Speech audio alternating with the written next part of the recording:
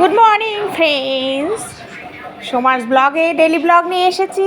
দেখো, কালকে তোমাদের বলেছিলাম লাইভে যে আমি দেখাবো আমাদের পাশে কি সুন্দর হোলির জন্য তৈরি করেছে প্যান্ডেল।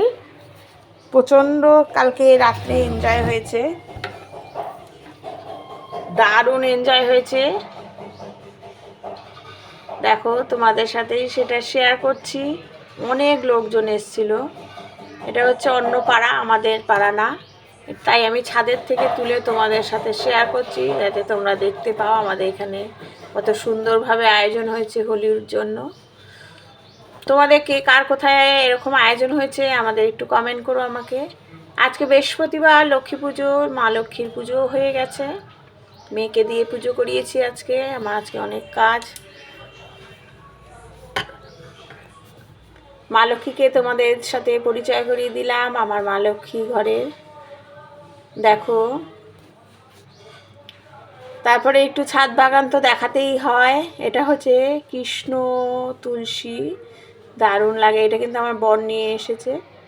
আর এটা তো এমনি তুলসী। কিছু গাছের সাথে তোমাদের পরিচয় করাবো। এটা আমার বেল গাছ, বেলপাতা পাওয়া যায়।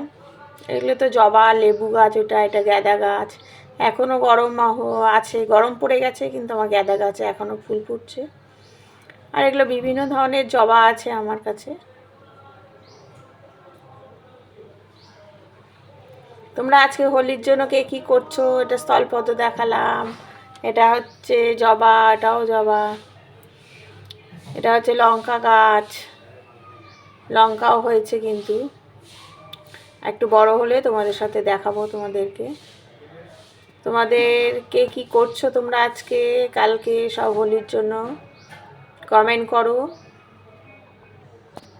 ভালো লাগলে একটু বেল আইকনটা প্রেস করে দিও। এটা বেগুন গাছ আমার, বেগুন ফলেছে, বড় হলে দেখাবো তোমাদেরকে।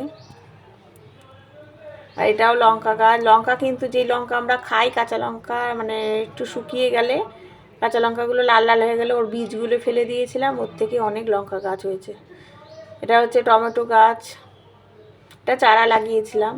লঙ্কার যে বীজগুলো, লঙ্কা যে কাঁচা লঙ্কাগুলো যে লাল হয়ে যায়, ওটা শুকিয়ে গেলে ওটা লাগিয়ে দেবে, দেখবে চারা বেরিয়ে যাবে। Thank you.